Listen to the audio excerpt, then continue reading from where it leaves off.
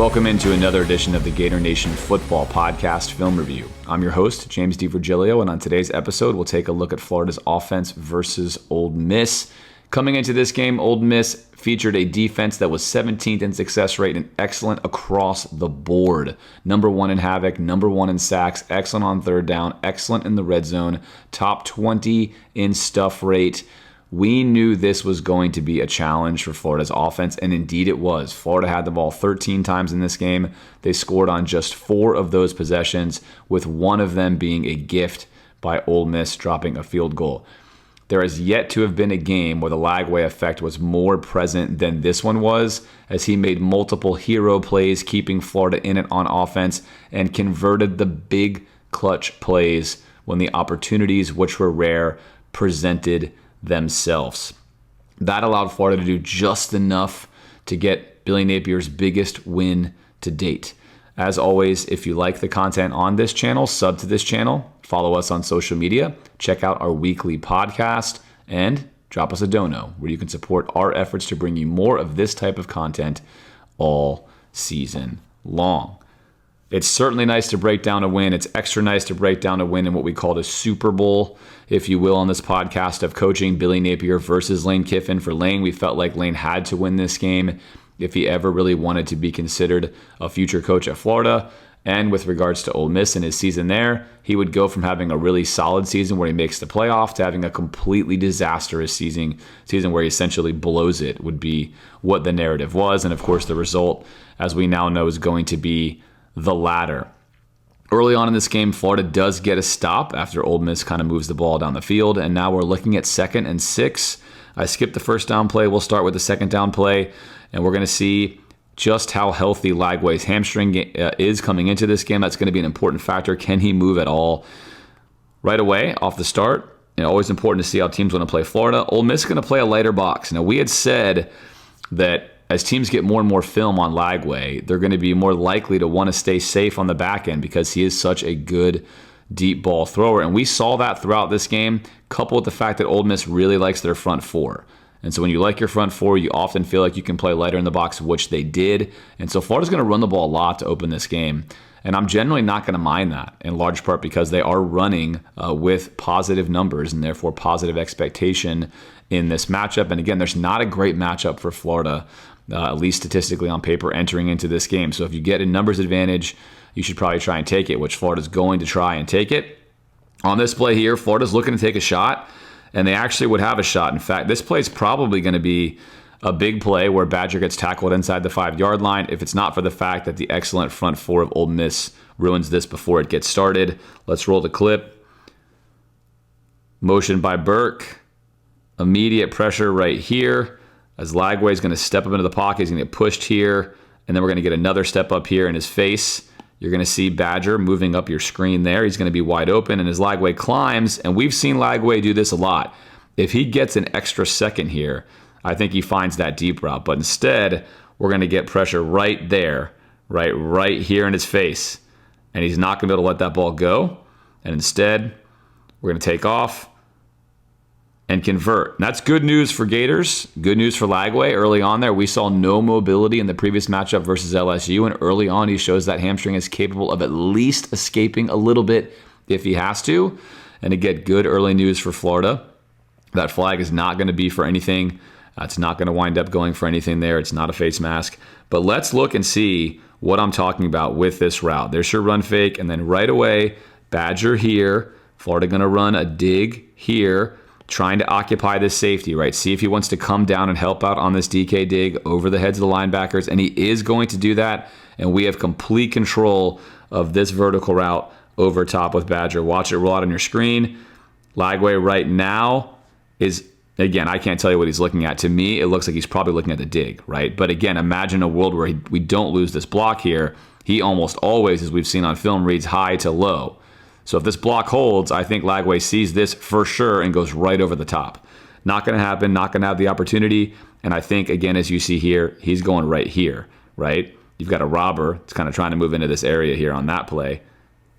You can see it right there. But if we hold up at the point of attack there, if Slaughter's able to hold that block and not lose it, you better believe Lagway's going right here and Badger's probably getting tackled at the 1 or 2 yard line. But either way, not going to happen.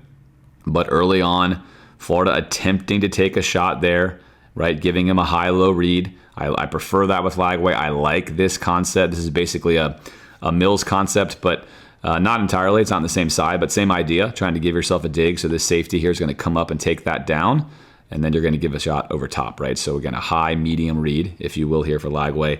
Not going to happen, but he does escape. Gets a slight grasp right there on the face mask. Yeah, just enough. They let it ride. And then Lagway again shows he's got enough juice right now to be able to escape. And I think that was important even early on. If you're on the Ole Miss side, you're thinking, okay, he's got some legs. He's got something. He's not just going to stand there. And that's going to be important. Although he's not going to do a lot with his legs in this game, it's important, I think, even for just Lagway himself to feel confident, obviously, in his legs to allow him to play better and then not to necessarily have to worry about the pass rush that's going to be facing him all day long.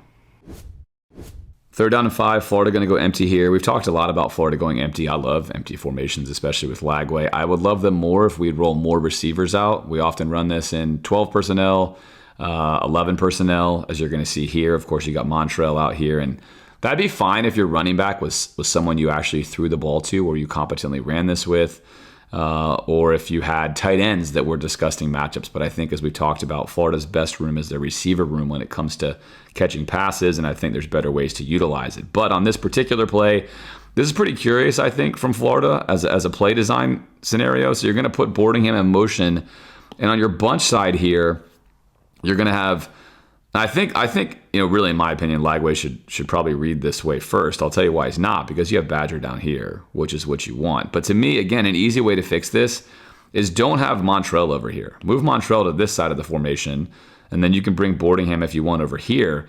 But by putting Montrell here and going to Badger first, you're going to go 1-2, and now you have Montrell on a corner. And that's just not good football, in my opinion. Really, at no level do you want your running back on a cornerback straight up. That's just not what you want. They're 3-on-2 here. They're going to wall this off to the inside. They're well prepared for what Florida wants to do. Again, Florida on offense plays heavy tendencies with Napier. We talk about this a lot. Just because you watch this film doesn't mean that you're the only one who knows what's happening. Coaches across the country are often aware of what Florida wants to do, and they're going to read Florida's mail here. But it's extra curious because you can run double slants, right? I mean, you can run double slants even if they know it's coming. He's flat-footed. He knows he's got enough distance here on the edge. He's going to peek this. Anything comes underneath, he can clamp down on it. He's just walling off the inside right away because he has safety help over the top, right? Well prepared for what's happening here. Again, over top, you're 3-on-3, but you're 3-on-3 with a higher triangle, and at least you have something over here. But Lagway's going to go to his number one guy, and Badger's going to be very successful in this game. And they're just ready for that. I mean, that's dead, right? That's dead. So now Lagway, he's got to go to his number 2, which is going to be this, but that's also going to be dead. Look, he's still standing flat-footed. It's a running back running a slant. There it is. Not a great drive step by him here. If you're looking at corner technique, that's a little sloppy. He should stay flat right there. There's no need for him to open up yet. He should stay flat, and if he does stay flat, he's going to drive down even better. He doesn't stay flat, but it doesn't matter. From where that ball's got to go, distance-wise to get to him, you can see he's at the point of attack about simultaneously, perhaps a touch early, but that's just not a matchup you're going to win very often on 3rd down and 5 in a game of this magnitude. I don't love that play. Again, even if you just want to come out empty and not do any motions, I think you'd like to have a better setup than that. So Florida's going to get stopped there on this 3rd and 5. The Gators get a huge stop on defense on 4th down and 1. Now we're back on offense on 2nd down and 6. Going to get a Badger jet sweep. I think Billy Napier has been playing NCAA football 24, where the jet sweep is an overpowered play, and he, of course, runs the jet motion every single play. It's kind of funny he's not leaning on that more.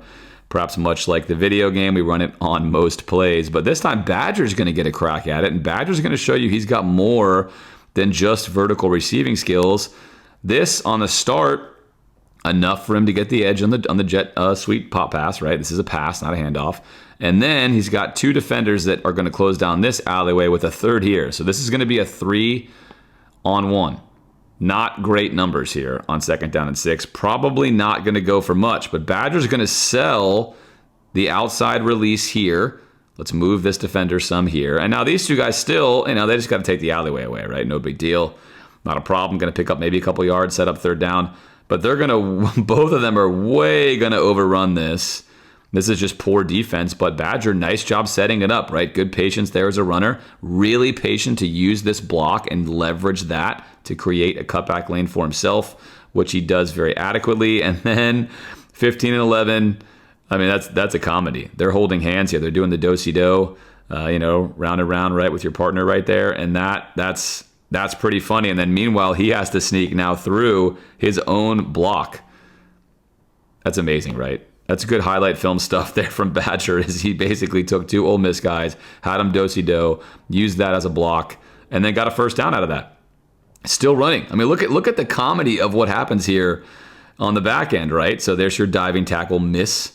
Okay, there's a diving tackle over the guy who just dove right here. Now we're going. That's a miss. Gonna miss there. Gonna get a nice downfield block right here, right? Najee Harris is putting great stuff on film, blowing up a corner. Now we're rolling. And then we got a few other guys chasing. Basically 2, almost 3 more misses here. We still have number 11, who originally was in the play, right? Here he is. He's still here chasing. Now he's behind still. And there goes Badger. I mean, that's good stuff from Badger. I mean, that play's dead. Again, on film, you pause the play. You're a defensive coordinator. You're going to run that in your film room 150 times in a row and let your players know, like, what the heck are we doing? That should be a gain of 1 or 2 yards at best. And instead, you guys do a dance partner routine, and several other of you are shampooing over each other at SeaWorld, and we wind up with this great run by Badger. But good work by Badger being patient to get behind the block. That's what mattered. He was patient enough to sell that. Nice cutback, nice gain. So nice work there from Badger on that jet sweep. Perhaps he should get more touches like that before the season's over. 2nd and 7. It was senior day, so Montrell got to start. Montrell had a really nice game in this game. And then here's Jaden Ball, right? Run the ball. You're going to see a really, really nice block from the right side. You know the old left side, best side. Well, right side's going to get some love here, especially Damian George. He's going to get a really, really nice block. The ball is going to very patiently wait behind and then utilize. Again, Ball just every week shows stuff that is incredible for a guy, again, who played Wildcat quarterback and shouldn't have this kind of feel as a running back. But look at the feel that he has here, right? Florida just simply running their best concept split zone. It's the best thing they run on offense, running-wise, in my opinion. We say it each and every week on film, and it's going to hit again here. We're getting upfield, getting to the second level. George is the key block here. He's got to hold this out. And as this develops, they're going to fill, right? We're going to fill the gap we want to go through. That's the intended gap there in the A gap, and Ball sees that. And again, Ball does this so well each and every week. He sees that, holds it. Now we're going to slide behind the block of George, right? Come on, Big George. Push him out. George holds up the entire time. This does not work. If Ole Miss gets a win and he's got separation, he's got his arms out, he's controlling the block, he's going to shed that and make a tackle, right? But instead he can't. George is burying him. Ball's waiting. In the meantime, now we've got Slaughter doing work, right? Left side, best side's cleaning up over here. There's Barber. We're creating a pile of humanity over here. Good work by the left side, best side. Waits behind George, and now all of a sudden we have a hole. But if he had just hit the intended gap there and didn't wait patiently, this play's going for a couple of yards. Instead, all that mess has happened, and now Ball's shot out of a cannon, shed a tackle there, head downfield, right, and pick up a nice explosive run on 2nd down and 7. Let's watch this from the sky cam, as Florida fans celebrate right there. From the sky cam look, same thing we just talked about. Not my bubbles, not my arrow, but here it is. Pause, right? This is where we want to go. We got a nice pancake here. We're in good shape, but we're not in good shape. Not going to work. And the vision of Ball, look at the vision here. Hold, adjust, hold. I mean, that's crazy. Look, again, that's crazy. Guy's a Wildcat quarterback, running like an NFL veteran back there. Great stuff. 1st and 10, the Lagway effect going to be on full display here. He gives the team belief. Lane Kiffin said entering this week that he hadn't seen a player, really a quarterback, ever change the game like Lagway does on both offense and defense. And I think even for the coaches, the belief that they have they can win when 2 is in the game. And you're going to see it on display here as Florida's going to run a nice concept here where, again, if they could block this up, this might also be a DJ dime deep into the end zone. But you're going to get DK running a deep go to the outside, bending to the outside. You're going to get a dig route here. Then you're going to have a tight end come across and settle in here. So you're going to have a high, medium, low read, 3-tier read over here. Only problem is Ole Miss, who doesn't bring pressure tremendously often, but when they do, they tend to play really good pass defense behind it. They also tend to not get a lot of sacks, which is interesting. But on this day, they're going to get home, right? Let's pause it right here. We're dead. All we have is this quick check down here, but Lagway's not even, again, let's look at this as a quarterback, right? Really important. We talk about this each week on film. Watch the drop, drop, drop. Right here is when you're essentially completing your initial read set. And so a lot of people might say, hey, you got to hit this check down. Well, he's not to that point yet. That's not the point of the progression he's at. He's finishing his initial read set here, and now we have 11 in his face. So everything is shot. Now we're in survival mode, right? Nice play here by Ole Miss, bringing that pressure off the edge. They've got a 5-man pressure here, and we're dead. Like, you can't hit your dig route. That guy's right underneath it. You can't hit your vertical route. It's not ready yet, and you can't see this yet, and you definitely can't see it now. This play is over. It's going to be 2nd down and 17, and you're gone, right? Except it's not. Little shimmy right here. Again, Lagway still with the hurt hamstring. Shimmy right here to get away, and now this is some stuff, right? Here's your tight end. Let me rewind this here for a second. Here comes Hansen sliding out. This is important. If Hansen stays in here, he may still stay with that drag across the field, or that dig rather. Instead, he's not. Now he's going to come down here. That's the low part of the read we had talked about. He's going to come down here. But Lagway, the entire time this goes on, eyes downfield, shimmy, eyes downfield. Look at his helmet, eyes downfield, still winding up, ready to throw. Incredible composure right here. The game is moving slowly for Lagway at this point in time. As he's being pursued, he is still keeping his eyes downfield, and he is not reading low. He's still reading high to low, right? We talk about the benefit. This is the benefit of a quarterback doing that right here. And he's just a freshman. He's got a guy draped on him. But better yet, it's not going to stop there. Now we've got a player in his face, a guy draped on him, and a player in his face, and he's going to show off what at this point in time can only be described Mahomes-like arm angles. He showed off a lot of them in this game. He certainly has this ability. Again, this game I think showed off more than ever. And this is what it is. You can't overhype what you're seeing here from Lagway. You just can't do it. The composure, the fortitude, the eye discipline to keep your eyes downfield, the arm angle to alter it with a guy right in your face, and then to deliver this ball. Are you kidding me? Are you kidding me? That is absolutely straight filth from 2. Let's take a look at the other angle. It's worth seeing because it's just ridiculous, right? Now look, Florida might be in for a big play here, again, if they can block this up, because we're going to watch DK's release here. Safety's moving in this direction. With Lagway's arm, you know he's got that ball to the front pylon if he wants it, but that's never going to happen. Drop, drop, drop. Right foot hits, right? He's just now wanting to make his read, and let's say he confirms this as his read, he would take a step and he'd sling it. But that's never going to happen. There's your drag, there's your player underneath, right? That's not going to happen. We're dead. And now at this point in time, you stop the film, we're cooked. I mean, we're completely cooked, right? One here, you got a guy coming in here, like this is over, like I talked about. And then instead, I mean, come on. Head stays up. He's able to ID that he's come underneath, that now he has a window here, all while being dragged by 11. And then he knows he's got to go sidearm, 3/4 arm angle to get it into the window. Hansen's like, hey, I'm open. Look, hit me, I'm safe. Nah, this is cool. Mertz is not playing quarterback. Lagway is. He's going over your head to the spot you've created by being there. He's going to just drop an absolute dime.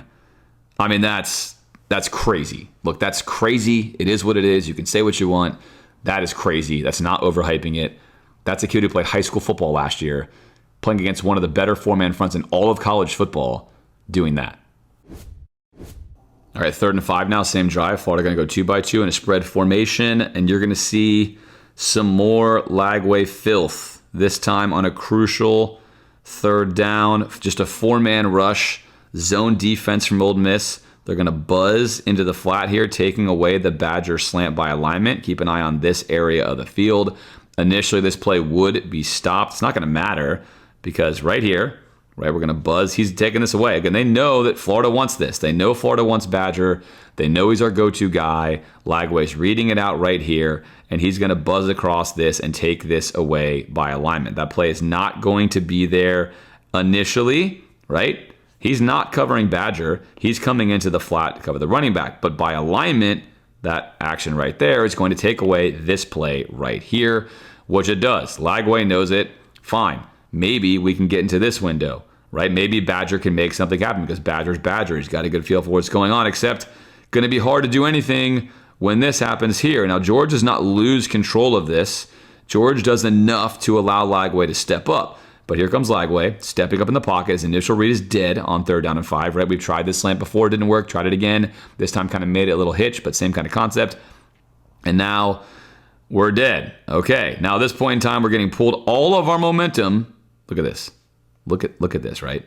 All of our momentum here is stopped. We're completely stopped.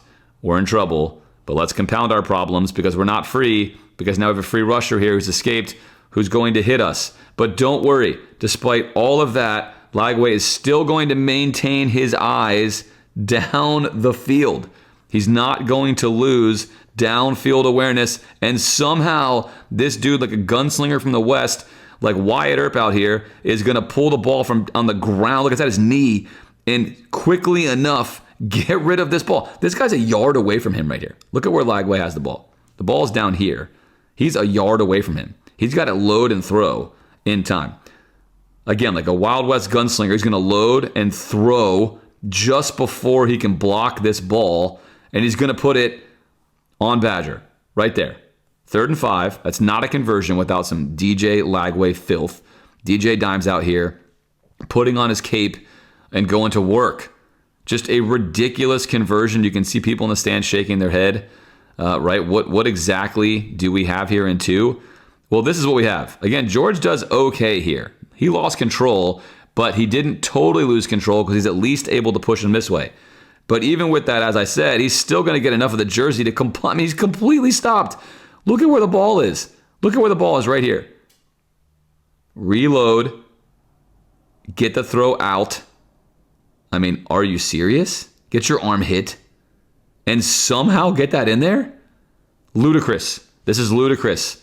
This is the Lagway effect in full effect, putting Florida's team on his back. After the game, I love what he said. How do you feel about people chanting your name? Hey, it's a team game, and it is a team game. Badger showing great awareness here to make this happen, right? Lagway, the engine right now that's making Florida go. But make no mistake about it, Lagway's right. He can't do it by himself.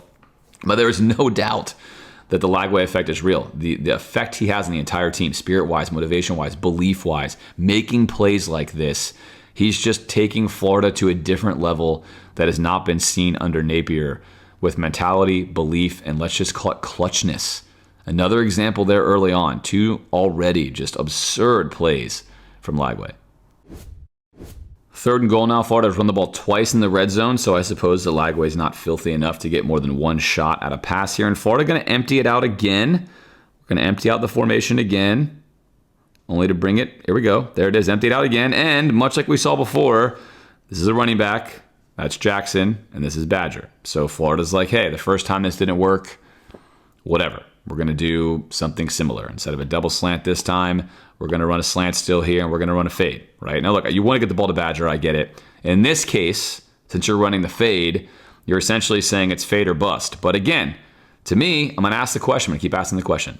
Put a real receiver over here or someone who is far more of a threat on the slant and tell me how that's not better. Because if you don't like your fade, you still have your slant. And Florida's going to get 0 here, right? They're going to play man, and here they're going to play a pattern match. But regardless, it's 5 versus 5. No one here helping, no one there. Refuse to believe it's not better to have somebody there who's more threatening. That's just me. It's not going to matter. Because DJ Dimes can play football on hard mode, as we've already seen. He can handle the hard mode. It's not a problem for him. And then Badger obviously just cooks every single game.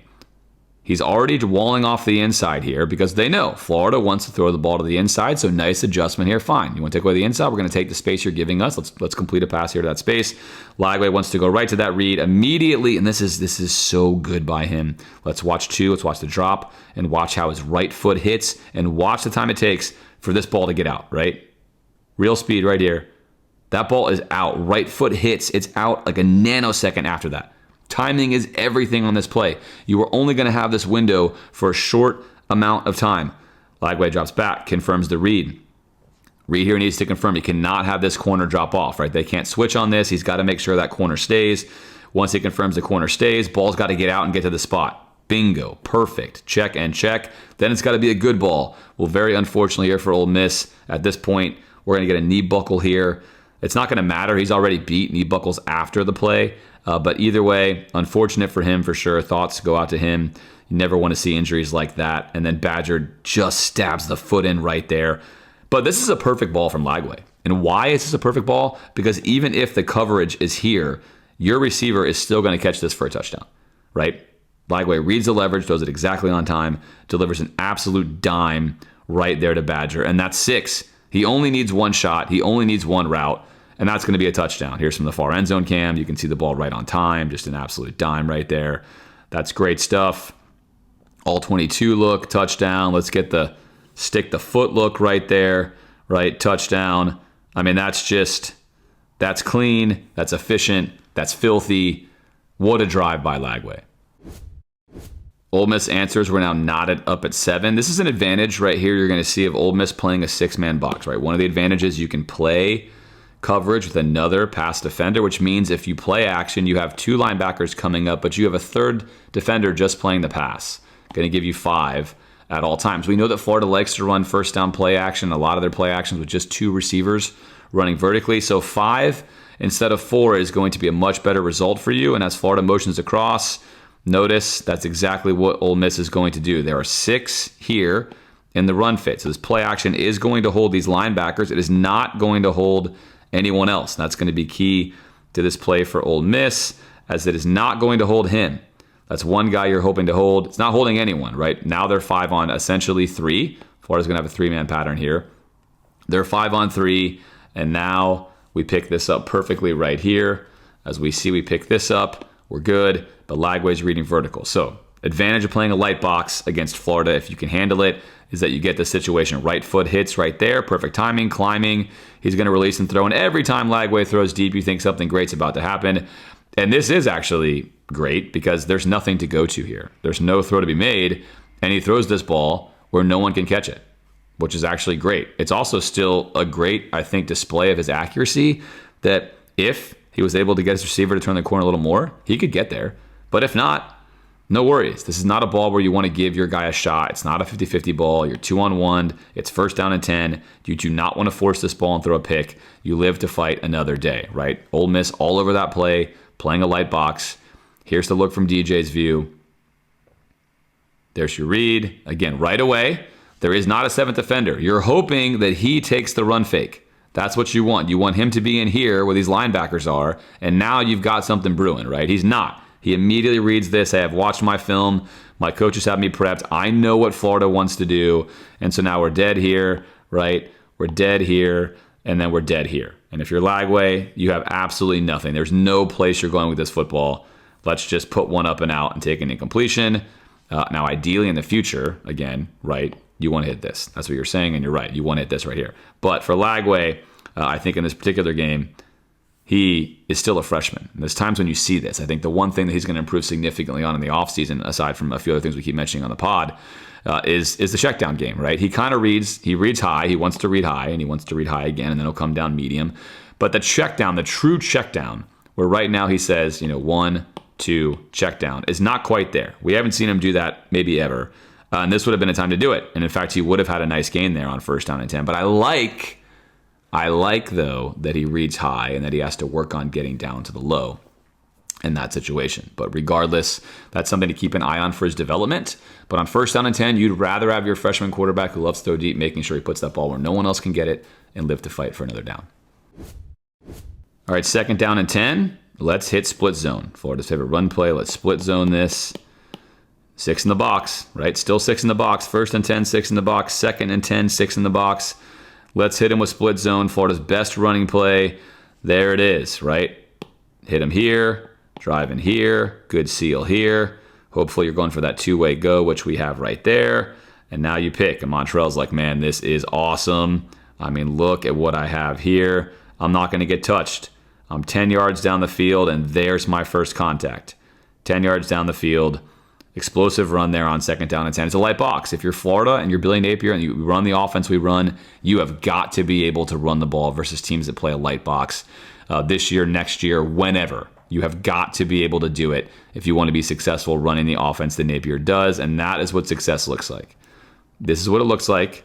That's what it looks like versus light boxes. You need to be able to do this. It's everything you want to see. It's a teach tape on how you want to win if you're Napier. You have to be able to do this to win, and a nice pickup there for Montrell. All right, 1st and 10 after the Montrell run. Still light box, still 6 here, right? Conflict defender, but still 6 here. And Florida says, great, we can keep trying to run into this box, but we haven't been super successful. We were just on that previous play, but have not been super successful. Let's try to give ourselves a run-pass option. Let's give ourselves the best of both worlds and see if we can't get him to come up. We've seen they're coming up. We've seen that in their light boxes, they're coming up every time. We should be able to get something right over his head underneath the safety. This is a good thought. I like this thought. It's the right thought given how Ole Miss is playing this. There's your motion. We're going to settle in. Again, it's going to be split zone, right? We're giving the same exact look. Here's split zone, running split zone again. It could be split zone. And now we're going to RPO this. Lagway immediately cancels the fake handoff. Why? He doesn't need it. He's already seen that he's committed. That's his read defender. He just needs to hit the ball to the window right here. And as he goes to throw this ball, he just leads him a touch too much, right? We've talked a lot about this. For Lagway's accuracy in this range is not his best. It's not horrible, but it's not great. It's not nearly as good as it is in the deep balls. It's something that he'll continue to clean up and work on. He does not miss this by much, and DK could have caught this ball. This can be caught. Lagway's balls have a lot of zip on them. It's sneaky zip. It doesn't look like he's throwing the ball as hard as he is, but these balls are moving. And right there, you want your receiver to catch this for you. There's no doubt about it. DK is super reliable. It's going to bounce off his hands. But you'd also like this ball to be more catchable. You could take a little bit off of this ball. You can put it more into his frame. If you lead him a little further, let's say that you're worried about this guy coming into your window right here, right? You can lead him a little further with a little less. You got a big soft spot here. You can throw it a little softer, put it in here. But either way, this is just slightly off where Lagway wanted this ball to go. And DK probably still catches this ball. I'd say 8-9 times out of 10. And the occasional deflection might be harmless. This is the worst of all deflections. And a really nice, I mean, that is a nice pick right there by Ole Miss, right? So super unfortunate for Lagway. But I've said this before for years on the podcast and also on film review. When you're looking at interceptions from a quarterback, you want to look at the decision making. First, is this a good decision? This is a great decision. This is the right decision. This shows a great feel for what we're doing. And second, why is the pick a pick? Well, we just barely missed this. There it is. We just barely missed this right here, right? Okay, that's not a bad pick. It's not a perfect ball, right? Not a great ball, not a horrible ball. Right read, right decision, slightly offline. That goes for interception. That's the kind of interception you don't mind seeing as a coach. If I'm coaching Lagway right there, hey, no worries. You made the exact right read. Let's get a better ball next time, right? Enough that happens. You're playing quarterback. Things like that are going to happen. Also, the guy made a great pick. It wasn't a layup. Exact right read would have been another first down for you. No big deal. Let's shake that off, right? Perfectly fine. That happens. It's football. But I like how you're seeing the game. Last angle of it here, just so we can see what we're talking about with guy in his way a little bit, and then he's going to sidearm this. So again, he feels this here. Great feel for quarterback. You have to be able to get around, right, the front line of the defense, and he does. He feels he's got to drop down a little bit here. Doesn't want to get this ball batted down. Knows he has the window. He does that. There it is. He's got plenty of space here. And he's just a little off, right? Watch this. DK can catch this ball. Here it is. Hits both of his hands and just unfortunately goes through it. Again, DJ has sneaky power on his throws. He's got a strong arm, you know that, but this ball's coming more than you might think, and it just squeaks through there, right? So that ball could have been caught. Right read, right situation. Really, really unlucky result, and an excellent pick. I mean, that right there that's a great pick from a safety in Saunders. That's really, really good stuff. Unfortunate, but I like it. I have zero problem with that if I'm coaching Lagway. That is what you want to see. Good feel, good play call, right idea. Unlucky.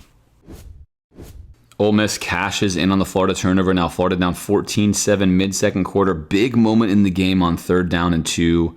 Ole Miss going to bring still light box, 6 in the box here. Let's watch. Florida's number 1 Badger. Going to go right to him. Going to wall that off. Not going to have the inside. Take away the tendency that you want to have. Florida's trying to run a mesh here as well. They're going to lock up Badger. That is not going to be there, right? Ole Miss going to bring 4. And then a 5th here who's really more spying Lagway in this play. Not coming immediately. Kind of gets lost in the wash a little bit there. But he is the help defender to spy Lagway. And you can see our meshes. Let's look at Badger here, right? Badger's smoked. He's dead. DK's here with the trail defender on him. Lagway's climbing the pocket. We'll see from another angle exactly what this looks like. Nothing promising here, but here is the magic of this. Why does Badger get open? 1, if your Badger keep working. 2, because Lagway's hamstring, as we showed you in the first play of this review, was healthy enough that he feels like he might need to come help on this, right? He might need to peel off and help because run is looking likely. But if you're Lagway, you've got a great feel for the game and you know your hamstring's not as healthy as you want to be, so you're not going to run out here like you probably would have if you were healthy, but you are going to try to make something happen here because this defender is going to out-angle you. You don't have the burst. Wise decision-making from a freshman. Let's cut back and see what we can make happen. But yet, despite all the chaos, the play is not there. It's broken. His eyes, where do they remain? They remain downfield. He knows what is happening. He still sees what is going on, right? It's like Santa Claus, I suppose, in one way. We're entering into the month of December here. You know, he sees you when you're sleeping. He sees what is going on here, no matter what is happening. And this is some more DJ Lagway filth. I mean, that play was locked up, dead on arrival. They had the tendency shut down, and we turned this into an explosive pass play to Badger, the guy we were looking for all along, and the entire Ole Miss team can't tackle him anyway, right? The frustration level for Ole Miss now on defense has got to be peaking as the Lagway effect just carries on. Let's freeze it right here. You can see Florida wants to run a mesh. Now you wish, if you're looking on your screen, you wish that Florida would have the wherewithal here to run some option routes. We don't run option routes as far as I can tell. I can't say for sure.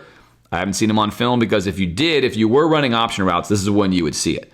Let's say that you gave Boardingham like a dig or a stick or, you know, a bender or a go, right? You have that option versus coverage. I mean, that's a touchdown. That's a walk-in touchdown. Lagway steps up here and slings that. But Lagway knows he's not running that. So why is Lagway not, although he's looking over there, he's trying to read this mesh area, which is all blown up anyway. He knows he's running this route. And that's not going to be great. Let's watch how that plays out. Boardingham is going to be in so much grass, but he's going to come back. And that's not really there. Not there. Dropping defender. This is not there right now. He's coming down this way. That is obviously not there. And that's not there. We got nothing. 3rd down and 2. Big moment in the game. Kind of hanging the balance. He's going to pump fake a little bit here. And again, I think a healthy Lagway just goes this way and picks up a 1st down. But Ole Miss knows he's not healthy, but he's healthy enough to do this. Foot in the ground and somehow shed a tackle. And immediately, look, eyes are up. Eyes are up. Knows he has the mesh. Knows he still has the mesh. Feel for the game. Quick delivery. Catchable soft pass. Out the gate goes Badger. And Florida converts again. If you're keeping track at home, that is 3 DJ Dimes filth plays in this game in the first half. Making plays when he really has no business making a play. And again, these plays, if you're Mahomes, or these plays, if you're a senior in college, you might expect these plays, right? To a certain degree from a special talent. But it's extra special from a true freshman. Great stuff.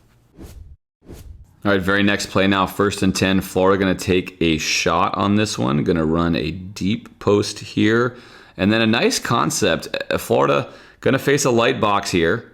We've seen this already. And if you're going to run a two-man combo, which is something obviously Napier loves to do in his play-action plays here, max protect, 2-man route.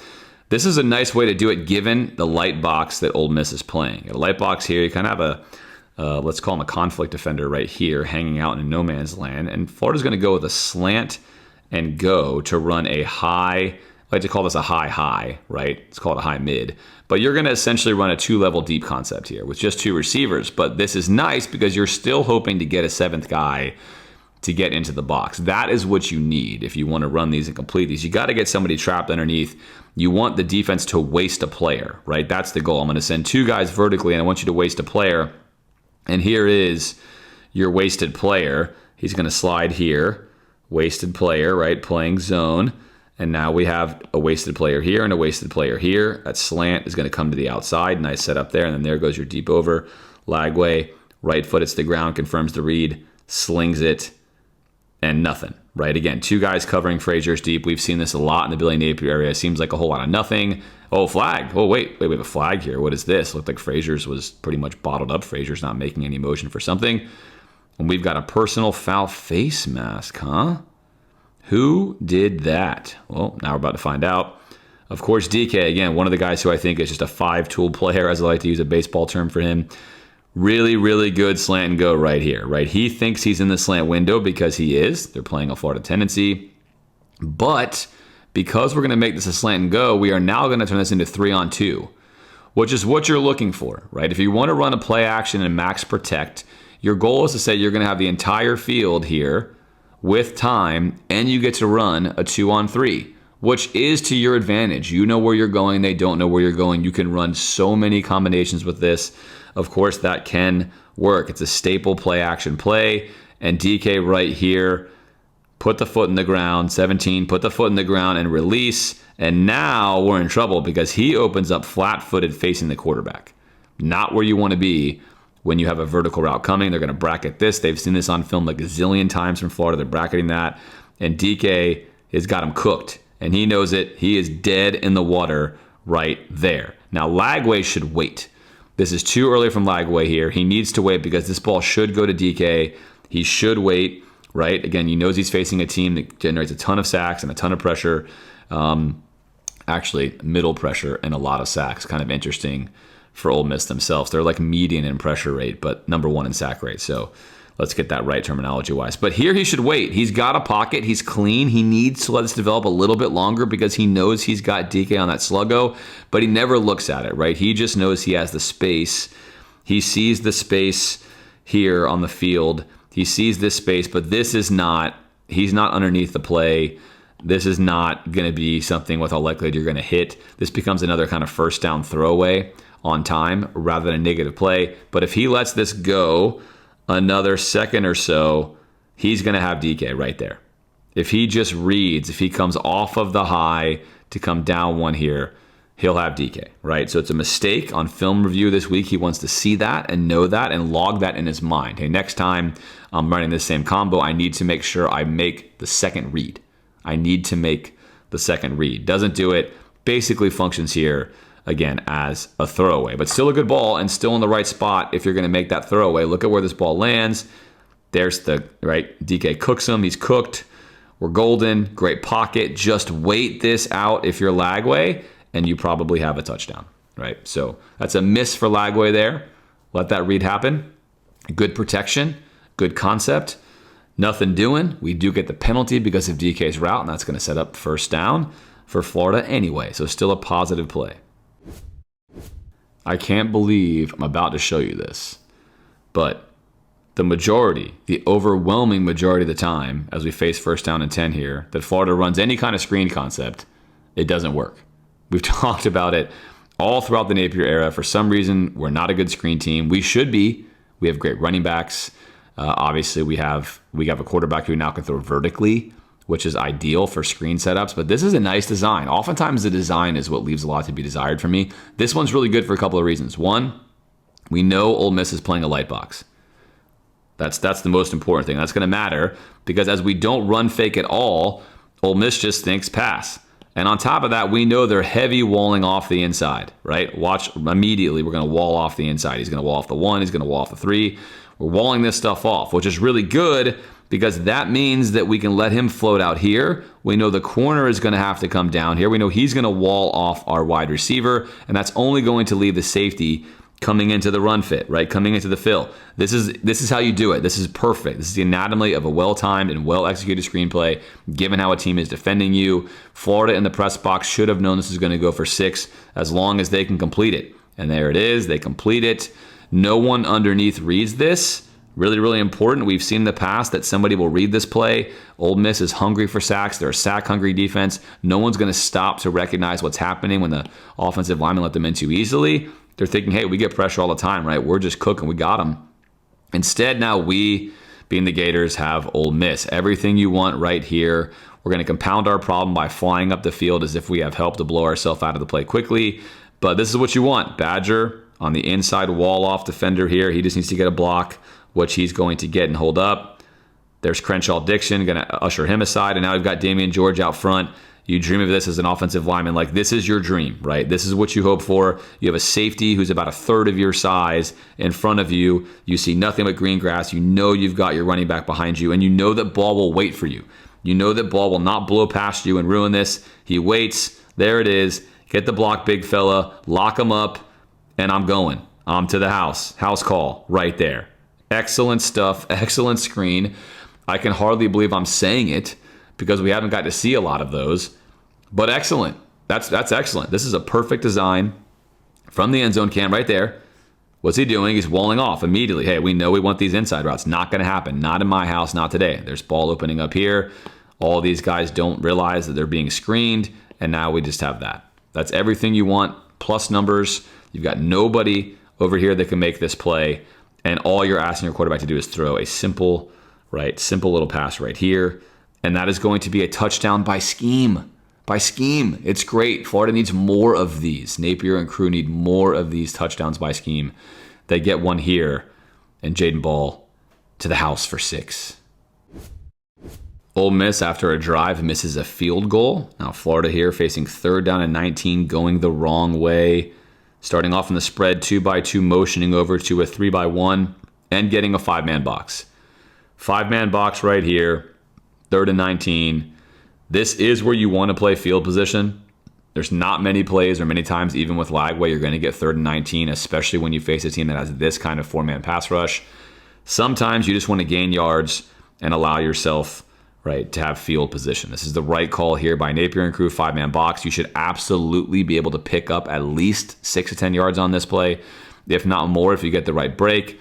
And Florida's O-line here, 5 versus 4, does the job, right? Buried, can't get to the play. We're in good shape. Nice clean hole here for Montrell. Off to the races. Don't get touched until about the 14-yard mark there. And then can he run someone over long enough? Yeah, not quite. But that's the right call by Florida. I show that to you to say, look, you got to manage the game here. And this is solid. Florida's going to get 18, 19 more yards here for a punt, which can help them flip the field and not allow Ole Miss to get the field position advantage on them, especially as we begin to wind down here in the second quarter. All right, turns out we're not punting. Scared money don't make money after all, right? Am I right? Here we go. We're going to go for this on 4th down and 3 from our own 37-yard line. All of you know there's no way we're going for this, obviously, right? There's no chance. You've watched Billy play before. We really shouldn't, by the way, go for this. There's no reason to do this at this point in time in the game. This would have been the wrong decision on a million levels for a million reasons. However, like many things in the Napier era, we still have a lot of questions. So one thing is you don't want to call timeout here. You don't want to waste the timeout. There's still a lot that can be done here in the second quarter with a 2-minute warning. And you'd rather sell with 14 seconds on the play clock that you're going to go for this, because if they jump off sides, you can still get them. You can still get them. You can still get a first down. So why call timeout with 14 seconds left? Why call timeout at all, right? Take the delay game right here and punt. You have one of the best punters in the country. Punt the ball. Take the extra space. Do not waste a precious timeout. Well, we're going to do some other weird stuff here, because now DK is already like, all right, cool. Like, this play's dead. I know we're not going for it, whatever. But Lagway and the offensive line does not seem to think this play is dead. And I would love to know what is actually happening here, because it is true that Lagway sees that we have caught Ole Miss totally off guard here. And look, Florida's going to snap the ball and run a play. We're going to snap the ball and run a play. DK's in motion. I mean, this essentially, we have a false start everywhere here, right? There's a timeout being called on the sideline. You can see it already. Like, by the time Lagway snaps the ball, the timeout's well in hand. But Lagway is snapping the ball and running the play. And watch the offensive line and watch the reaction as look at Barber. I mean, he thinks we got a first down. I mean, I don't know. There's stuff Florida does. I can't explain it to you. I don't know the play call. I'm here on film, but Lagway certainly felt like he had the green light to snap that ball. He snaps it. These offensive linemen think they've converted a first down. Meanwhile, we're over here calling timeout, and you can run the play or you can take a delay game. To me, those are the only options. You can't call a timeout here. That's not the right move. We call a timeout here. We do wind up punting, but that's interesting. Very interesting at the very least how something like that occurs. 1st and 10 now. We stop Ole Miss on defense, 14-14. We called a timeout, as I showed you. We called another timeout on 3rd down and 2, and we stopped Ole Miss to get the ball back with 1 minute and 12 seconds left. Now, we didn't attempt to send a punt block, so it wasn't like we were going special teams or bust. Ole Miss does have 2 timeouts left, and you certainly know if you're Napier, they're the more aggressive team. They're theoretically the better team in this game. So you don't want to give them the ball back immediately. And if you've watched this channel for any amount of time, you know for sure we're going to run the ball right here. And if we get a positive running expectation, we're probably going to try to score points. And if we don't, we're going to shut it down. So there's a little bit of caginess going on here. Ole Miss is going to play safe, as we see again. Just 6 in the box here. They're not going to sell out and stop the run right here. 6 in the box. Let's watch the action, right? They're going to play this safe, even though Florida's tendency is to run. They are not going to sell out to stop it. And there's the run. Montreal's going to pick up just a couple. Now, a couple of curious things go on here for my money. One, if I'm Ole Miss and I'm Lane Kiffin, who's been super aggressive going forward on every single 4th down, you know Billy's tendency here. You know that Billy tends to pucker up and not want to be aggressive at the end of halves. That is what he does. He does not like doing it. This is almost a gold standard situation where Napier is not going to be aggressive. He just showed you his hand, and you have 2 timeouts here. If I am Lane Kiffin, I am 100% calling timeout immediately and putting extra pressure on Billy and his own tendencies that I've seen on film for 3 years, and certainly his coaching staff is well aware of that. Well, this is like a game of chicken here. Well, he, being Lane Kiffin, chooses not to call timeout, which I think is interesting because as the clock runs here, we know that Billy is like, great, I'm just trying to get to halftime. Even though Florida gets the ball after half as well. This is a 2-for-none situation. You dream of this in football. Now, in fairness to Florida and Billy, we run Napier's offense. It is generally not high octane. He is not comfortable attempting to chunk the ball down the field, pass. He, although he has DJ Dimes and one of the best freshman quarterbacks that we've seen at Florida, playing as much as he has ever, which is safe to say, in large part because freshmen don't play at Florida in this regard. But either way, he's not comfortable rolling him out here. He's really never been comfortable, no matter who his quarterback has been doing this. So he's like, I'm let the time burn off. I don't care about the 2-for-none. I just kind of want to get to the second half. I'm tied up. I'm feeling pretty good about it.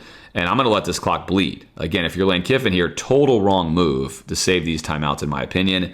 You're allowing Billy to be Billy. And Billy, I think for me, frustratingly so, is wasting opportunity to try to score points when you have the ball and you have a chance to extend your lead. You can't be so afraid. Well, there Ole Miss gets the stop. Now Ole Miss does call a timeout because now Lane's like, well, great.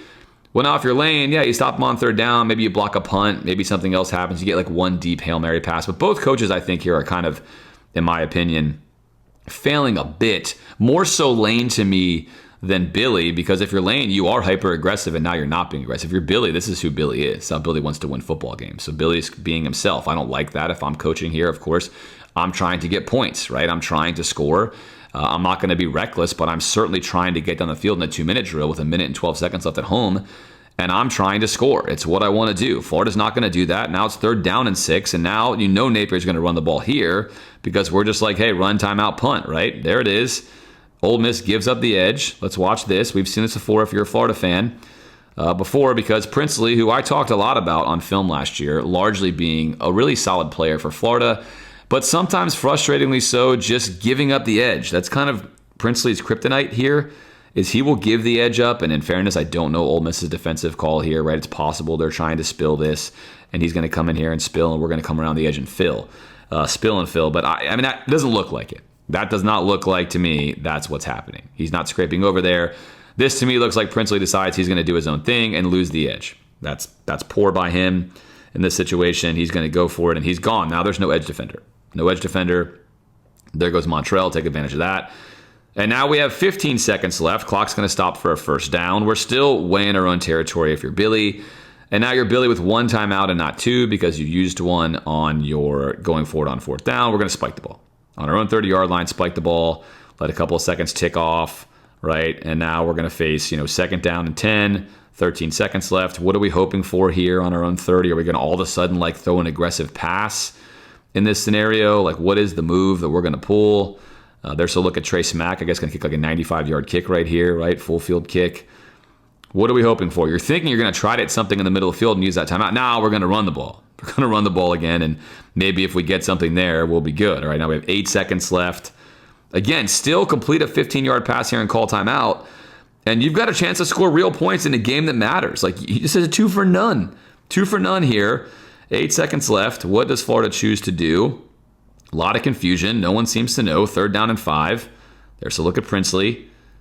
Clock winding down. Under 5 seconds now. 4, right? 3. Got to get the ball off. 2, 1. Got to get the snap off. Psych, just kidding. And now we get, a delay of game. A delay of game. Coming off of a play where we just sauntered out of bounds and we still have a timeout. Like, we had the whole play clock. We don't know what we're doing. Billy doesn't know what he's doing. This entire drive shows he has no clue what he wants to do. Is he conservative? Is he aggressive? Is he scoring for points? Is he not going for points? Generally, though, the plan was to hope to get to the second half. That was his ultimate goal. He's got it now in front of him. Now it's 3rd down and 10. Ole Miss still with 1 timeout left. Yeah, let's just run the ball. Let's get the heck out of here. Oh, wow, I basically almost got a 1st down, and that'll do it. That's the half. That's the end of the first half. And look, if you want to be conservative and you want to be Billy Muschamp, which you can do, there's times to be very conservative, then just be Billy Muschamp the whole way out. But there's a lot of indecision when it comes to Billy Napier in these end-of-half moments that does not, for me, breed confidence in what's happening. It's not, in my opinion, professional at the level you would expect. It's not confident. And if you're Lane Kiffin, same questions on the other side. You're hyper-aggressive, and you reach this point of the game, and then you start doing this stuff. But does it make sense? So I think both coaches, for me, get an F with how they managed the last minute and 12 seconds of this game. Billy got what he wanted originally, so perhaps he gets a D- because ultimately he just wanted to get to halftime. I think that's not ideal. I don't think that's playing for the highest expected value. I think there's reasons that you have to be careful there. When Ole Miss has 2 timeouts, I agree with that. It's not perfect. Billy's in the harder situation, I would say. Underdog team, freshman quarterback. There's reasons you might want to be conservative. So again, to me, Lane Kiffin, more egregious than Billy. But then Billy, with his secondary decisions as we move through that drive, became more awkward and more weird, delay a game, other stuff. Like, you have a real chance to score points there. Points that matter. You have a kicker who has been kicking well from deep. You're playing at home. The weather's perfect. There's no wind. I don't know. It's curious to me, but we go to half 14-14 in a game that Florida finds itself in despite being a double-digit favorite at home. All right, Billy's reward for being conservative with 1 minute and 12 seconds left to get to second half and get the ball. A 2 for none situation, 2 straight possessions. You could be up 28-14 in the best case scenario. You could be down 28-14 in the worst case scenario, I suppose, with 2 picks here, right? If you go to the worst case scenario and you view it that way, or you could be somewhere in between. You could have a field goal, you could have something else. Instead, we're now at 3rd and 29, 2 straight possessions, a bungled up first one. Now we're to this one. Not a lot of stuff in 3rd and 29, and then we actually empty it out, which you might consider curious, given that, hey, it's 3rd and 29. We have a 5-man box again. Ole Miss is giving you what you wanted before, which is the run, and now we're going to empty it out where safety is in play. But, whatever, let's empty it out, and we're not actually going to run a short screen play. We're going to expose ourselves to Princely, who's staring at our quarterback a yard away from him in the end zone, and then Lagway's going to flick out a hitch route on 3rd and 29 and get us to the 19. And that's some magical stuff from Lagway. That's curious, I would say, as a play call on 3rd and 29. Same coach who's so conservative, the 1 minute and 12 seconds left, is backed up on his own 5-yard line, 3rd and 29, 5-man box, doesn't have a screen or a check down in that scenario, goes for some sort of vertical pass versus a team that's got an excellent pass rush. I mean, that's curious. There's some things that Florida does that ask questions that don't always have great answers, and that's one there. So 14-14, Ole Miss now, I think, with a lot of momentum, feeling like Florida, hey, is probably tightening up some here. This is our game to win. It's our quarter. We've had more opportunities. Let's just go ahead and take advantage of those. So it's punt time for Florida after that hitch route, and Billy knows something we don't know. Billy has the script in this game, is what I was saying in the stands. He has the script, and we are not worthy. I am not worthy of evaluating this because look at that. He knew. He was playing the long game. I'm going to milk out the end of the first half. I'm going to lose a bunch of yards coming out in the second half because I know that ultimately I'm going to complete a bomb via a punt off Jace that's going to flip the field for me and set me up when Douglas picks it up because I knew this was going to happen on a crystal clear day. Right there, I knew it was going to happen. I have the script. Don't doubt me. I know what is happening. Right there, whiff. Florida hops on it. First down, new life. It's like we've just completed a bomb. Now, what can the Gators do with it? Send DK in motion. They're not in man. They're in zone. Toss to the right. Ole Miss says, no worries. We're fired up. We're adjusted. That's going to be no gain there. So a short toss to the right. Pick up a couple of yards. No big deal. Right, there's your play. 6 still in the box. Safety a little more aggressive now coming downhill. Reading that. Corner more aggressive there because the toss freed up to make that stop. Princely fired up. Defense fired up. Ole Miss knows they have to win this game to keep their playoff hopes alive. That's going to bring up second down now for the Gators. Florida, bonus land, right? We've had a 3-for-none possession window right now. Basically a 3-for-none game hanging in the balance. 6-man box again from Ole Miss. Going to empty it out here so they know there's no run threat. Going to empty this out. Live going to read the right side here, and we're going to run a screen. Screen time. We hit on one before. Let's see if we can hit on one again, except this time Nolan is going to read this and get a hand on it. And once again, we've seen this before. Even if he does not get a hand on it, we have a completely unblocked defender coming in on this. Right? This is not the screen I showed you earlier. This is, what is the design of that? Is that really what they want? Is Florida really drawing this up saying, check this out, double team here, one-on-one here, screen one-on-one?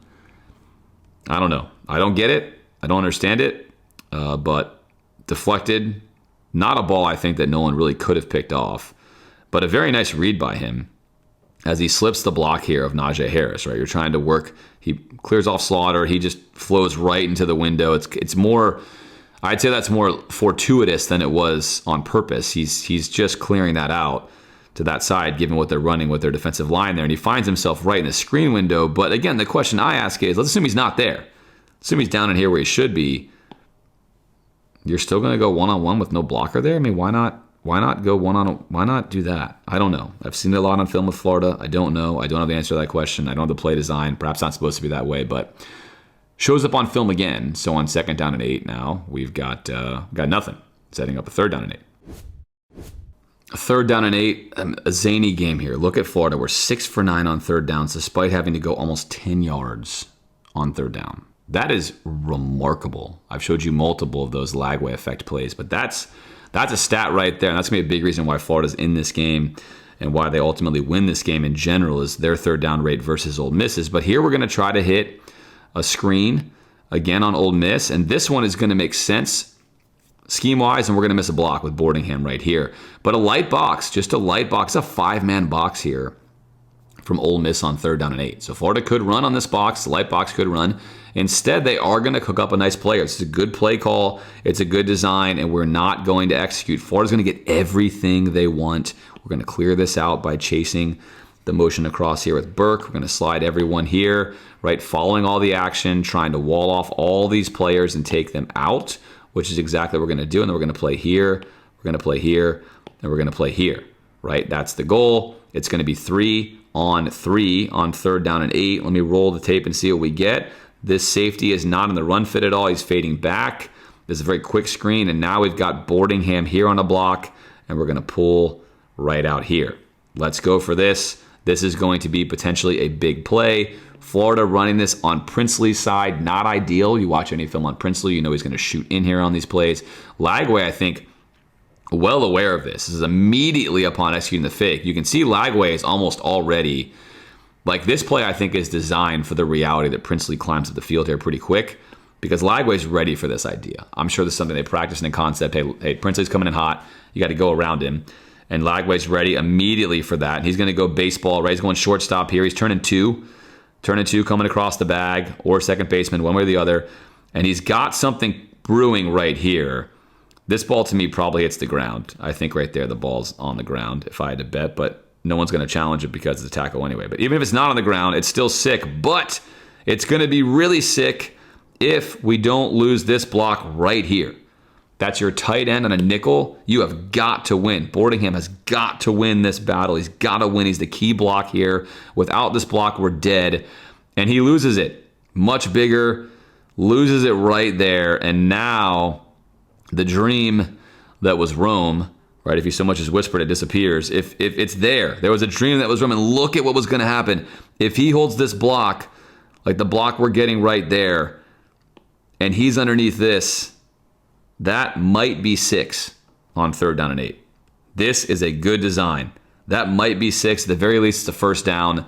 And instead, Boardingham whiffs the block, and all for naught. We actually get a TFL on this play, right? Whiffs the block, and we take a TFL. And 28 should be fired up because he makes this play happen. But Boardingham right here, huge size advantage, just needs to hold up on this block, allowing Barber to come out here and get the next one. And we're in business, and Boardingham loses it immediately. There's the sweet turning 2 throw around Princely. To me, that ball is probably on the ground, and it's complete fuzz and blur there, but, enhance the video, and maybe that's what you see. But either way, you can see it. You see it, right? You pin this here. You hold this block here. We get out here. At the very least, we're being met up somewhere in this area for a first down. At the best, we're making a move, and we're making a house call, but it doesn't go. So what does that mean? I like the play call there. It's a good play call. They catch Ole Miss in the exact right look they want. That could have been 6, could have been big, well designed. The blocking makes sense. And unfortunately, Florida gets nothing out of that. Huge opportunity for Trey Smack, though, as Florida's going to like to kick the 53-yard field goal here. He made a big one against LSU. Florida was down 17-14 when he made that one. Similar situation here. We're going to march him out. Kind of feels a lot like the LSU game in a lot of ways. Ole Miss outgaining Florida. Ole Miss not converting a million 3rd downs like LSU did. Big difference there. And now Smack called upon again for a 50-plus yarder to give Florida the lead early in the 3rd quarter. And that is buckets. Right down the pipe. Florida up 17-14. That is a free 3 points based entirely upon the punt drop by Ole Miss. Florida only gained 2 yards. Florida's negative yards for the half, but they do have 3 points on the board. Florida gets a stop on 4th down and 1. It is now 3rd down and 10. It is not 2nd and 10, not 2nd and 10. 3rd down and 10. And you take a look at the numbers in the box, as I know you all do now, every single play, as you should. There are 5. Once again, 5. Florida, should we run the ball here? You don't have to. Ole Miss expecting pass. You know what they're really expecting, though? Is an inside route from Badger. They're really expecting that, and that is, in fact, the route that Florida's looking for. I can only laugh because it is what it is. It's the reality of Florida on offense, and they're waiting for that. I mean, he's playing inside technique, and Badger's like, look, I got to do what the coaches tell me. I mean, I'm not allowed to go over here. I have to do this. I'm going to do it, and I'm going to try to blow my way through here. And Lagway looks at that and says, okay, that is obviously not going to happen. Now I need to get over here to my hitch route to DK. I need to get the ball there. And he should attempt to get the ball here, right? That's where he should try to go with this football. He should hang in here and try to stick this ball into DK. He does not. He instead attempts to bail, and that's not going to go well. Again, they have a spy on him. They're spying him right here. Rewind this film for you.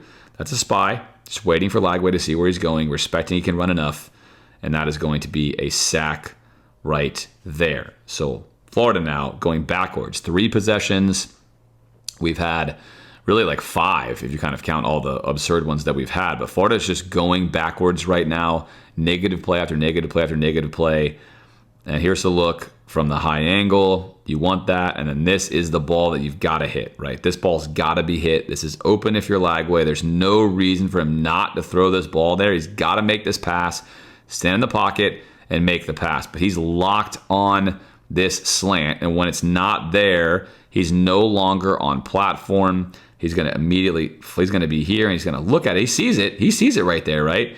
But he's going to flatten out rather, and then he just is, that's it. Now, he has a chance here. We've seen him throw quickly. He's got a super quick release. If he hangs in there and lets this come to him right here, he can make this throw. But he's already committed at that point to get out of there. He is getting pressure, but he's still got the pocket. It holds up. So if you're Lagway watching film this week, of course you see that and say, look, I've got to do a better job of that. I've got to get off of the one receiver. I've got to get right here, 1 to 2. I've got to get to my 2. And this window closes fast, right? You have to put that ball on him on time or you get yourself in trouble. But he has this throw right here. That throw's there. It's there right now. See it, be it, hit it. Doesn't hit it. And Florida's offense in the midst of a serious struggle in a game they are leading 17-14. 3rd and 1 now for the Gators. There's the last 3 drives. And again, if you go back to before the half, you know what happened there too. It's a lot of carnage right now. Florida not rolling, but an opportunity here on a 3rd down and 1 that ABC is not going to show us. Split zone though. We're running split zone. You know I love that. Let's run split zone all day long. Split zone here. Jaden Ball very patient behind the split zone.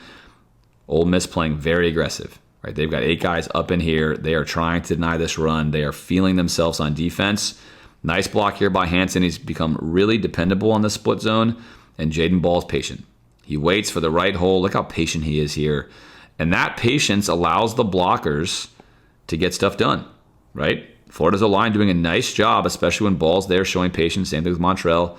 And we're going to pick up more than 1. Picking up almost 7 or 8 yards there from Ball. A much-needed first down and some rhythm for the offense in this tie game. Unfortunately, Florida's still going to wind up punting on this possession, and we're going to carry on, 17-17. All right, here's your 3rd and 2. I already mentioned Florida's going to punt. We're at midfield now on 3rd down and 2. How does Ole Miss want to defend this? Motion across. They're going to send, right? Going to send a blitz right into this area here. Going to take the edge over here, and Florida's going to try to come onto this side of the field there and make a play. Ole Miss, though, putting a lot of players in the run fit on this side especially, right? We're very aggressive run fitting the field side of the formation. On the strong side, we're keyed in. 1 defender here is really playing safe on anything that comes vertical. Ole Miss aggressively here on the onside. As Ball gets this here, not a lot brewing. Florida going to need to hold up here, and especially here. That's not going to happen. So right away, this play is blown. He blows the play up. Even if that block is essentially held, we've still got an issue there as Ole Miss is sitting all over this on 3rd down and 2. Ball tries to escape, and then he's got to beat, again, the next wave of defender. If he can beat him, he can pick up this first down. I wouldn't put it past Ball to do it. Can't do it there. And down he goes. So Florida on 3rd down and 2 misses an opportunity. They get 1 first down on this drive. Now Florida essentially has had 4 or 5 or 6 drives, depending on how you're doing the math there, where a whole lot of nothing has happened. And we're in the 4th quarter here, tied up 17-all. All right, 4th and 2 decision time, tied up on the 48-yard line. There's a lot of instances where you could make a claim to go for this. The analytics would actually say to go for this in this situation. In this case, if you're Florida and you're Billy, I think punting is the right decision. We've talked about this a lot on the pod. This is very dependent upon what your play calls are like, what your play designs are like, what your likelihood of getting 2 yards is like, the defense that you're facing. There's a lot of stuff going on. If I'm consulting for Billy and the way that he runs offense in general and the style of the game he's managed thus far, I'm punting the ball. I myself wouldn't play this way. I wouldn't coach this way, right? But it's not me. I'm not coaching. I'm not getting paid $7 million to do it. It's a matter of preference. So Billy, though, does have the script, and he knows ultimately how this ends, so he can do whatever he wants. What I don't want Billy to do here is call a timeout. I do not want him to call a timeout. I want him to represent this as the clock winds down here, 7, 6, 5, as an actual fake, right? As an actual, I'm going to go for this. And again, to me, be more creative here. Look, here's something simple. Why not even have your center maybe bobble the snap a little, do a little arm motion, right? Maybe the refs don't call it. Do something to try to bait them off sides, because if you're ultimately going to take a penalty anyway, you might as well even just false start. See if you can't get somebody to jump. But instead, we kind of shut it down. All right, we're not going to go for it. And we take the flag. I'm just fine with Florida not going for it there. I'm not fine generally with how Florida's handled their offense in the 3rd quarter at the end of the first half, as you keep hearing me say. I don't like it. We're still in this game somehow. Billy has a script. That's why he's comfortable. If you were in the stands like I was, you probably weren't. You probably felt like Florida was not taking advantage of opportunities, and Ole Miss was largely shutting them down on offense, as we see here. But it is 17-17, and Billy's got the script. He knows best. He knows what's going to happen. So we hang in there, and we punt. All right, 4th quarter, we're still tied. Defense with another stop. Florida now 1st and 10. Now what do you see? 7 in the box. 7 in the box. Ole Miss becoming a little bit more aggressive versus the run. Feeling like perhaps they need to make something happen. They're feeling the pressure in this fourth quarter. They're dropping passes. They're having some self-inflicted wounds. Florida's been far more conservative on offense. We know that Billy's seeming like he wants to be Bill Muschamp in this game. Probably not going to take a shot, but if you've watched this film review for any amount of time, you know that if it's first down and 10, that is one of the most likely times for Napier to throw the ball deep, especially with one of his favorite vertical over concepts. This is a nice play design here by Florida. First of all, we have 7 guys. This is important. We saw this defender earlier immediately get into the passing defense side of things, whereas now he's going to pull up into that, and now he's there. He's late. Previously, he would have already been here. Now he's here. The excellent route running DK is going to put a cold corner post on the safety here, and that's going to be the key move, and we're going to hold this safety here with a hitch route. So we're going to high-low this player. We're high-lowing this player. We're assuming DK can beat him one-on-one to the space here, but the real key defender is going to be the dropper here. If they're in a 6-man box and he just drops vertically into this window because he knows Florida likes to run these deep overs, that's going to be a much tougher operation, but it's not going to happen. And Florida's going to do a nice job here knowing if they've got 7 in the box, we're going to occupy him with a low route right here, right? Let's not let him bail. Feel comfortable. He's got to stay here and cover this. Let's get him in total conflict. Let's confuse him. Let's see if we can get 2 guys covering 1 underneath. Move the pocket here to the right. Setting up that this ball's probably going to go this way. Everything is setting up for this kind of concept. And it's a nice piece of deception. That's not the concept that's going to occur. Lagway now clears some space, knowing ultimately he wants to get the ball over to this side of the field. He sees that he has the grass he wants, and now we've got to evade this, right? Barber's going to send his man flying, but he is going to be right at the feet of Lagway, and Lagway gets it done. Opens up, off platform. He's got tremendous arm strength, can throw really well off platform, and then here is the play we're looking for. DK wide open. Again, as is the way with Lagway, we can't just kind of get these to be like complete and then touchdowns. We've got to play a little bit on hard mode here, but DK wide open, kind of stumbles a touch, but makes the catch. And Florida, who has been lifeless since the end of the first half, finds life with this route right here. Look at the move. Head bob kills the safety. I mean, that is straight murder. It's a murder scene. He's gone. He might as well just lay down because he's done, right? He is dead on the field. Here he is. Put him on CSI. He's cooked. It's over. He's here on the hitch route underneath. He's cooked. And this is DK's world, right? What a route. What a route. Great play call there, given the situation. Nice edit to the play call, selling that you're going to wind up going to that side of the field, coming back across, and then getting DK open. And that ball's underthrown by a yard, or let's throw a yard, let's say shorter. You're in good shape. Here's the action again. Florida selling that, here's your out route, right? Florida selling this route going this way. That's the sale right there. Going with something like that. And instead, it's not what's going to happen. And there it is. Sell it. Lagway set up for it. He buys it. He buys into that. And then he's done. And then unlike before, where we saw the defenders dropping to have a 2-on-1 on the vertical route, we are 1-on-1 on the vertical route with a double move. And Lagway does what Lagway does. Jumping left. Look at this. He's going to jump left, evade that. He's in the air. His feet are in the air. Jump left, throw, and put almost a dime. Only not a dime because we couldn't catch it in stride, right? But a huge explosive play at a time when the game is hanging in the balance. 2 delivers again. First and 10, I think Ole Miss now really feeling the pressure, a little bit shell-shocked. Florida had done nothing. You hit him with a big play, and you get 6 in the box. 6 in the box, dream scenario for Billy. Let's run the ball right here. Inside zone, 6, trying to bring the safety in, which they know they've been bringing him in late. Let's address that by getting a receiver in here. Let's leave him unattended because we're coming right up the gut in the A-gap and hit him with the inside zone. There goes Montrell. First down from a first down. The offense again doing nothing and now doing something threatening in the red zone here. The Gators are in business. 2nd and 5, and on senior day, we're going to run the wild Gator here with Montrell. Little motion from DK to leave Badger by himself. Good idea, because Badger's going to draw the attention of 2 defenders here, both the corner and the safety. And again, Florida knows that if we threaten anything inside, they do not want to allow that. They're going to deny that. So let's put Badger on there. Let's see if we can't occupy the free man. There's Badger, inside route, like he's running a slant route. Coincidentally, he's open, which is kind of interesting. They're not doing a great job of this. But we've got 2 guys covering Badger. And that's big, because now we're going to pull Najee Harris across. And Najee is going to come across here. And if we can hold up right here, we're 2 on 2. And that's going to leave Montrell free to come here or come through the gap there, whichever way that he wants, as long as we get the job done. So nice play call, nice timing. There's Najee Harris. He has been fantastic for Florida. He's going to hold that block. And there's Hansen holding a block. Really, Hansen has come on this year blocking. We've seen him in split zone. You're seeing him again right there. That's fantastic blocking. That's winning at the line of scrimmage on the wild Gator. And then Najee is going to basically just carry him all the way here. And he's untouched. These guys both guarding Badger. Montrell looking at them like, "God, you guys took it. You took the bait. You took that bait, and I'm walking in the end zone."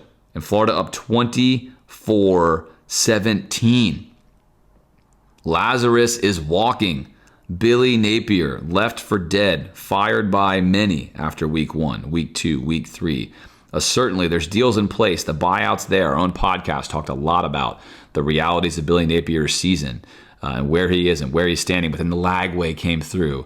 DJ Lagway comes through, lifts the team up. The team believing, the team finding ways to get bounces, to get things going their way, and then help themselves with blocks like this, right? This is earned.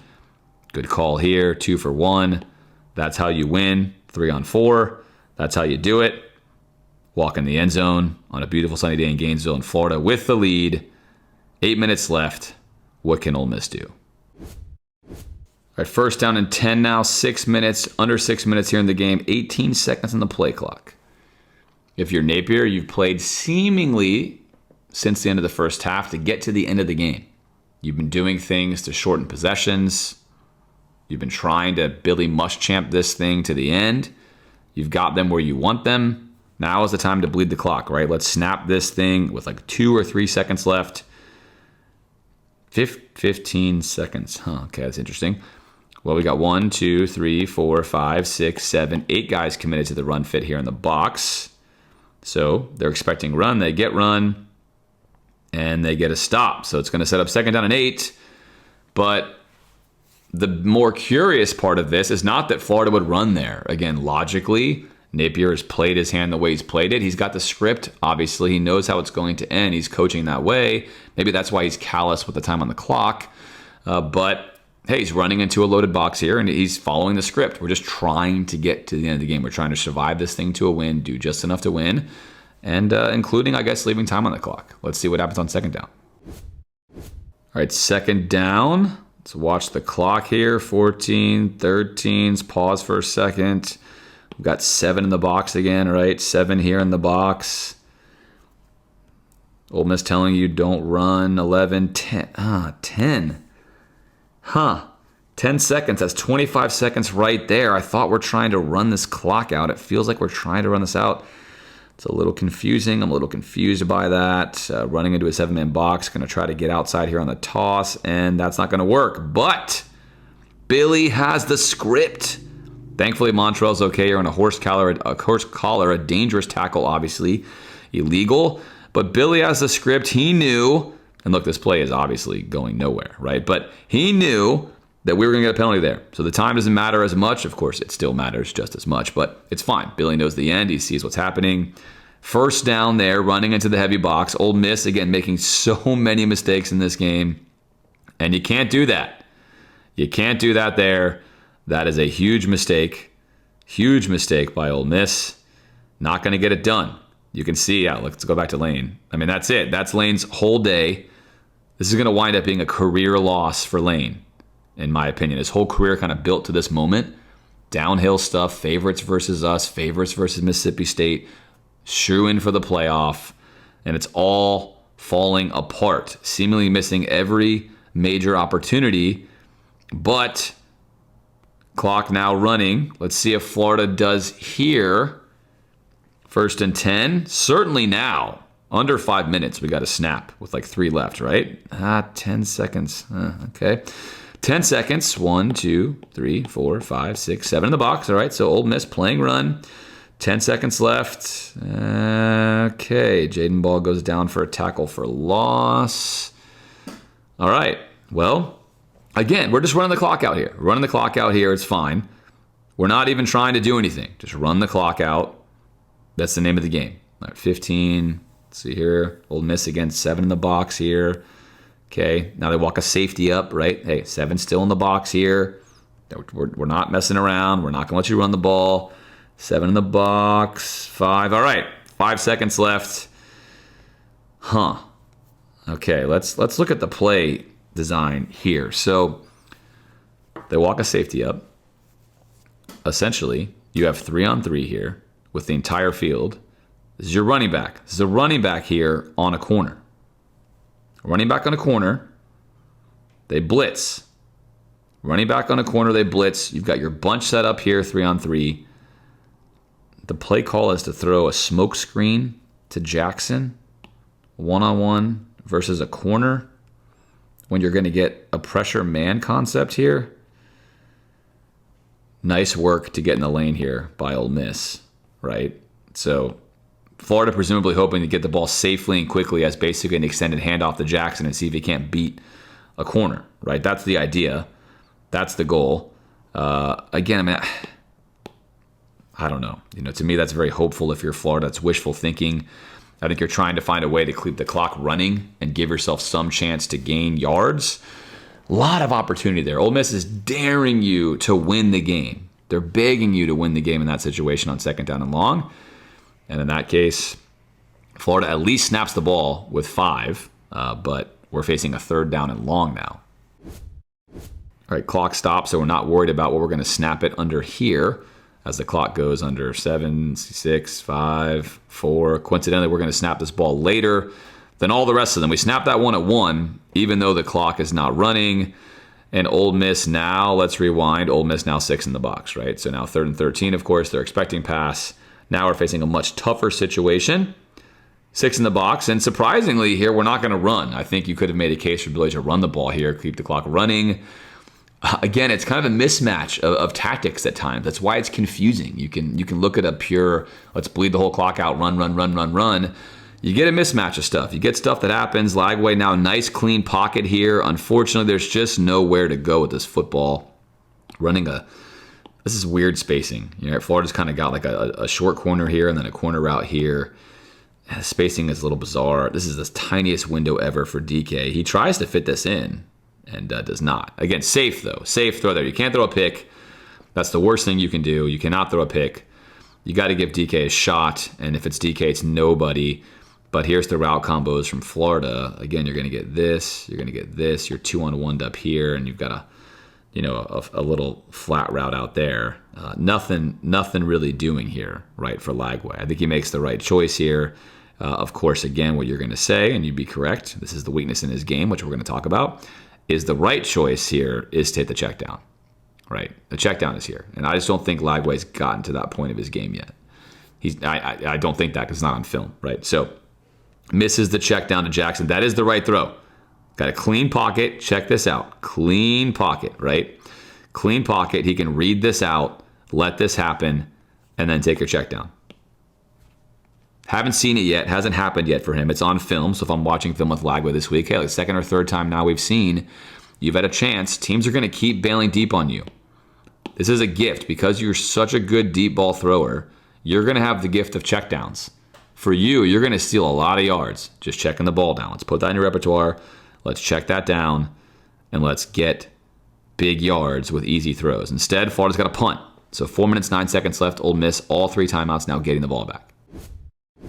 Dart throws a pick, 1:31. Ole Miss still has all 3 timeouts. So Florida needs a first down to effectively ice the game.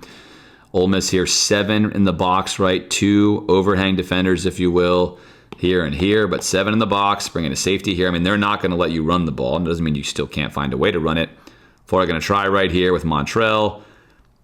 going to pick up a couple. Now, it's obviously evident that Ole Miss is going to call timeouts, so we're not going to have to worry about running the play clock down here because there's not going to be one, right? 2nd down and 7. Again, Ole Miss loading the box fully. But if you're Napier, you can go run here. Nothing wrong with that. You've let your defense do it the whole day. Again, if it's me, I'd like to take one shot at getting a first down here. But he's got the script. He knows what's going to happen.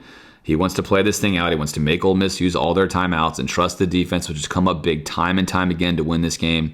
Nothing wrong with that, obviously, as a philosophy, because there's Thornton coming up big right there. And now leading us here where Jackson Dart was on fire and is now ice cold. There's Napier saying, I got the script, guys. Don't worry. I know what's going to happen. It's fine. 3rd down and 4. Again, a first down here wins you the football game.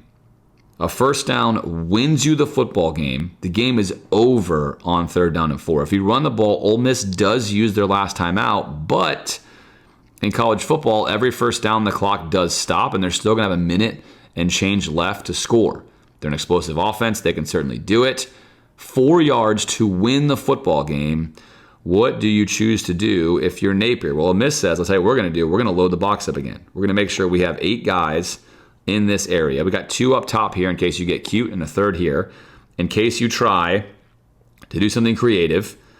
We don't think you're going to, right? We're going to be pretty aggressive down here. We're very aggressive. Here we are, 3rd and 4, super aggressive. Florida is going to run split zone.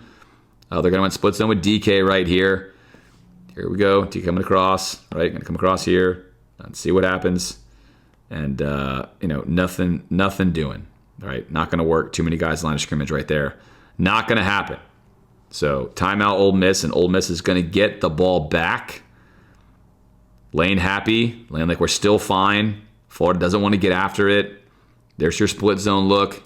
Got 12 personnel in, going max heavy, trying to just get a two-way go. Somewhere in here or here. Knock it out here. That's what you're looking for. Any one of those to work. And Florida loses. Najee Harris loses right here. He loses early on. Then we need this gap over there. And that's just not going to happen. Too many wins from Ole Miss. They know the run is coming. They're hitting that run button, run play tendency button. And they hit it. So Napier has the script. He chooses not to be aggressive here. Again, you could run a number of fakes here. You get the first down. The game is over. You win. It's in your control. It's over. If you don't get it, Ole Miss still gets the ball at the same time left. They just have one timeout. Billy comfortable with that trade-off. He knows it's going to happen. Don't worry. It's the Lagway effect. I'm a new me. My calls can be overcome. My decisions are overcome. I'm still good. Florida's going to punt here on 4th down and 3. And Florida, as we know, is going to survive. Another interception is going to be had. And Florida's going to ice this game. We'll take a look at the kneel down because we want to look at every single one as per tradition now dating back to the start of the channel. But first, as a bonus, and I showed this on the defensive film breakdown video, as a bonus, it is in a world of seemingly human dishonesty for all of human history, let's call it human nature, if you will, a tendency to be dishonest when you have something to gain. I give you Billy Napier. Right there. He's celebrating finally. It's a win. Dejon Johnson's got me. It's over. Dart's imploded. We have done it. Watch Billy Napier. Watch the circle. Look at the ref. And look at Billy Napier. Are you ready? There it is. You see him. We'll take the circles off. There's Billy.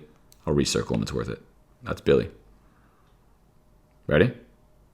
Incomplete. Look at this guy. He's looking at the ref. Watch this. Instantaneously. We got it? Game over? Incomplete. There's something to be said for a man who is so honest. He needs this win more than anyone. He wants this win more than anyone. This is the Super Bowl of a coaching matchup for each guy as far as their future careers may go, or so it seems right now. So much at stake beyond just this game. In this game. And this guy, he is honest enough. In a moment that is huge for him personally, he can't help himself but signal the reality. And I respect the heck out of that. That's an amazing quality right there. That is an incredible human quality to be that kind of man. So hats off to you, Napier, for that move right there, because that is something. That is something special right there. And here it is, the kneel down. Florida's done it. They've won 24-17, a different but similar game to the LSU one. There's Lane knowing that essentially as he fades into the Napier shot that maybe he envisioned himself on the Florida sideline one day. He envisioned himself being this guy over here, perhaps. Maybe he didn't. Maybe he never did. But there's worlds where obviously that was highly talked about and sought after, and now it fades. I think it just fades out into the ether, as does Ole Miss's playoff hopes. Those will fade away. They will be gone. And Napier, Lazarus himself, resurrected. That's what a man who's resurrected looks like. I mean, just that's resurrection right there. A few high fives, boys. We did it. Let me go shake the hands of a guy who's supposed to be in the playoff and lost to Lazarus. There's Jackson Dart, a guy who's not going to forget that, as he said after the game, for a long, long time. That's a brutal loss. You feel for him. You always feel for the guys who play the game when they give it their all and they lose. No matter who they play for, losing is tough. We know that here at Florida. We've lost a bunch. It's very frustrating. Winning is great, right? It's a huge dichotomy there. And what a day for Billy Napier and the Gators. As always, it's not clean. It's not perfect. It's not strategically sensible at times, but Florida gets a win, a huge win, a needed win. They've won 2 in a row now. 2 games against ranked opponents. LSU was ranked. Obviously, Ole Miss ranked in the top 10. And the vibes are high. The Lagway effect is real. The team is feeling great. And it's great on film breakdown to break down wins. It's one thing to talk about tactics and strategy that may be frustrating or sideways, but if you win, it still feels a whole lot better. All right, as always, I hope you enjoyed this film review. Let me know in the feedback or comment section if you've got thoughts for improvement, things you liked, didn't like, whatever the case may be. Do this stuff for all of you, and I appreciate you watching and supporting the channel. As always, I will be back with you next week after the Florida State game to break all that action down as well. I am James DiVirgilio, the host of the Gator Nation Football Podcast Film Review, and I look forward to seeing you then.